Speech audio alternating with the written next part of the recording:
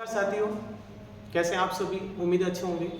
आपका पुनः स्वागत है एक नई वीडियो में। आज जिस सीरीज को हम चला रहे थे उसी के प्रश्नों की चर्चा करेंगे। यहाँ पर हमसे पूछा जा रहा है ब्याज दर। तो सिंपली अपने को दिया गया है कि 40 वर्षों का उस धनराशि का, यानी कि 2/5, इस फॉर्म को जब हम समझेंगे तो 5 यूनिट यहाँ पे मूलधन है और 2 यूनिट ब्याज के हैं और समय यहाँ पर दिया गया है। तो हम जानते हैं दर बराबर 100 गुणा साधारण ब्याज और यहाँ पे रहेगा मूलधन इनटू समय। अब देखिए 100 और यहाँ पर ब्याज दिया गया है 2 और यहाँ पे मूलधन अपने पास में 5 यूनिट है और समय है 40 वर्ष, तो यहाँ पे 40।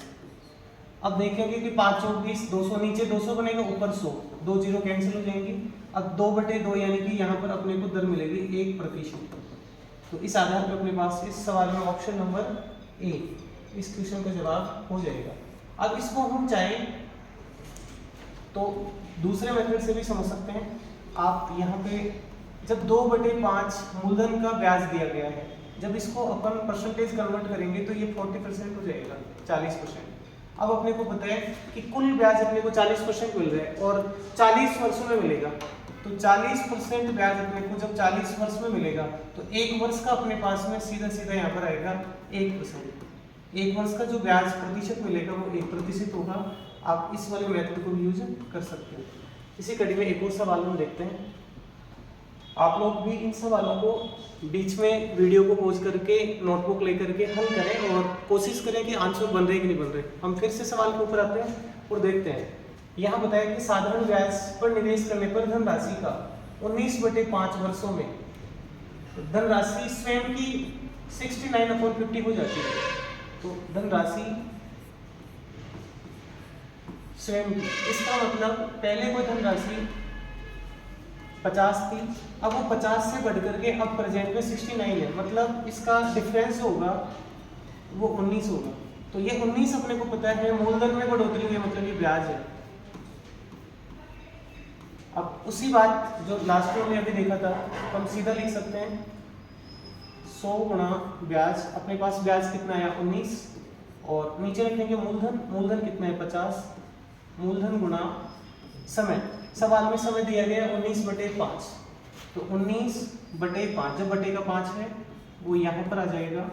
अब हम देख सकते हैं 19 से 19 कैंसिल हो जाएगा और ये 50 इसको 2 बार और 5 को 2 से मल्टीप्लाई जब करके लिखेंगे तो 10% यहाँ पर रेट आएगी। अच्छा सवाल एग्जाम में रिपीट होते हैं ऐसे। एक बार वापस से आप जब इस वाले टर्म को क्लियर करेंगे तो ये सवाल आसान हो जाएगा कि स्वयं का यानी 50 से बढ़कर 69 हुआ है, तो ये 19 ब्याज यानी 19 अपने को ब्याज के रूप में अमाउंट मिला है। बाकी उसी के अकॉर्डिंग 100 गुना ब्याज और नीचे जब हमने मूलधन गुना यहाँ पर समय किया तो अपने पास में रेट निकल के 10%। एक और सवाल, यहाँ अपने को फिर से सवाल में ब्याज दर भी पूछी जा रही है और बताया गया किसी धनराशि पर 5 वर्ष के लिए प्राप्त साधारण ब्याज उस धनराशि का, तो 2/5 यहाँ पर, तो ये यहाँ मूलधन है और ये हो गया आपका ब्याज। तो हम सीधा भी रख सकते हैं इसको 100 गुना ब्याज और मूलधन गुना समय, और समय कितना है 5। तो यहाँ पर देखिए 25 और 25 इसको 4 बार कटेगा तो 4 गुना 8, तो यहाँ पे रेट अपने को कितने परसेंट मिल रही है 8। अब एक और सवाल आप लोगों के लिए, इसी तरीके से आप लोग समय भी निकाल सकते हैं। अब एक सवाल है कि किसी धनराशि पर 4% की वार्षिक दर से प्राप्त साधारण ब्याज 3/5 है, तो आपको समयावधि इस सवाल में पूछी जा रही है। तो आप लोग इस सवाल को हल करें और क्या इसका जवाब बनता है वो कमेंट बॉक्स में अवश्य करें। उसके बाद में हम इसी कड़ी में नया जब सीरीज लाएंगे तो इस सवाल के आंसर के साथ में जुड़ेंगे। धन्यवाद।